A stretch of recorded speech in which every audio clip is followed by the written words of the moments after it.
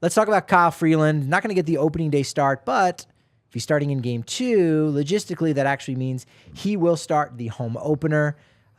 Did think that maybe he had a shot at getting the opening day start, but last year... Which one do you think he cares about more? I honestly think he would care more about the home opener. So I'm glad you mentioned that, because I did talk with him in spring training about it. I said, just off the record of like, hey, you and Herman have 2. And he's like, you know what? It's fine. Herman is also really, worthy of that. But, and I kind of intimated like, well, I mean, you're going to be around here for a few more years, so he can get to 3 first. You can get to 4 first. And he laughed. He's like, yeah, I kind of like that idea. So you could see that, because at the beginning of last year, it started out with a nice contract extension, 5 years, $64.5 million extension to stick around in Colorado. Then he went out and had kind of a typical Kyle Freeland season.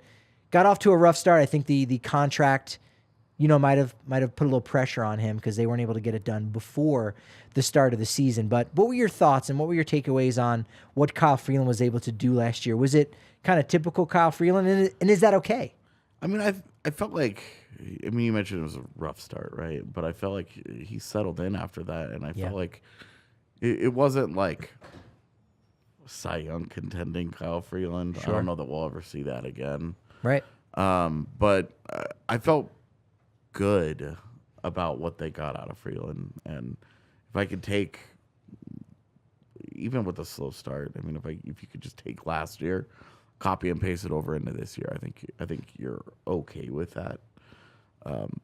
I think that the pressure is on him and Herman to have better seasons than that, because there's just not a lot behind them right now. Sure. And because of that, I think there is pressure on them to be way better than that. And there's pressure on him, I think, to post, like to start. Freeland started 31 games last year, which is really, obviously really valuable. Only 21 pitchers in MLB, made more starts last year. So just going out there and being healthy is really critical. Yeah, availability is such an important and underrated skill. It's the best ability. But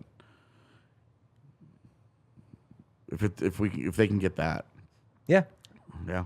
Yeah, 4.53 ERA, kind of similar to what he did the previous 2 years where he had a 4.33 ERA. So really good, especially after that rough start. Be amazing to see that thing get under 4, but.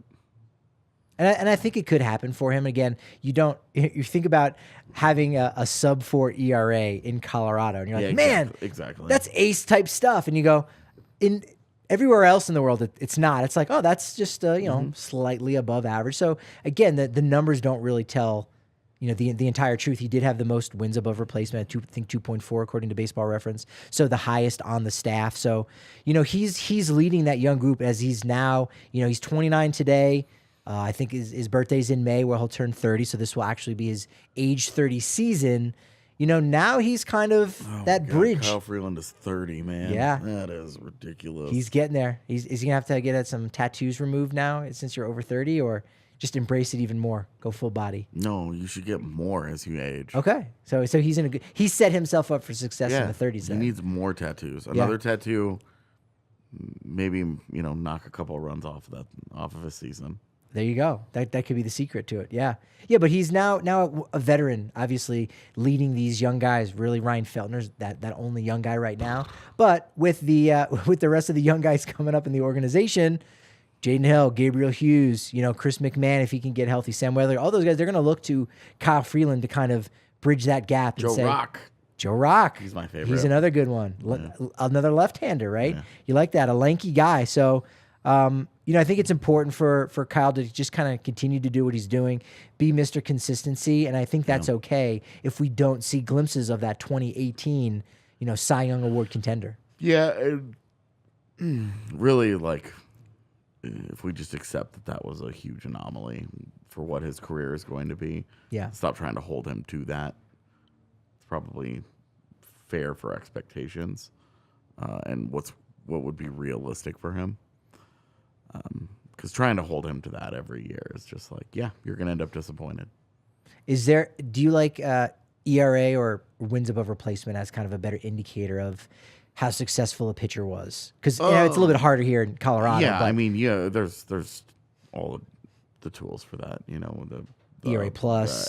The FIP. I is do another like one. FIP and I like XFIP. Yeah. But if we're saying wins above replacement, do you see Kyle Freeland having a better season, wins above replacement wise, than Germán Marquez? Yeah. Okay. Yeah.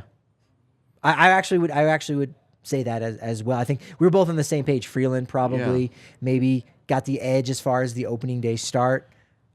It's fine that it's Marquez now, but we both thought Freeland because of what he did last year. He was the best starter in the rotation. Well, not the best upside. He doesn't have that no hit potential. Yeah. But he's their ace. I think he's just the more consistent of them, and he's way less reliant on missing bats to be successful. True. Whereas if Germán is not in the zone and he doesn't have his best stuff, he gets shelled too often. There's like his bad days are bad, and with Freeland, I think it's just a more consistent groove. Yeah. Where he gets by with a lot of different avenues of success, and with Germán, it's I'm going to overpower you or I'm going to get overpowered, and it's kind of feast or famine with him. Sure. So I usually would tend to prefer the Freeland type in that situation. He had Freeland had 5 starts of 7 innings or more.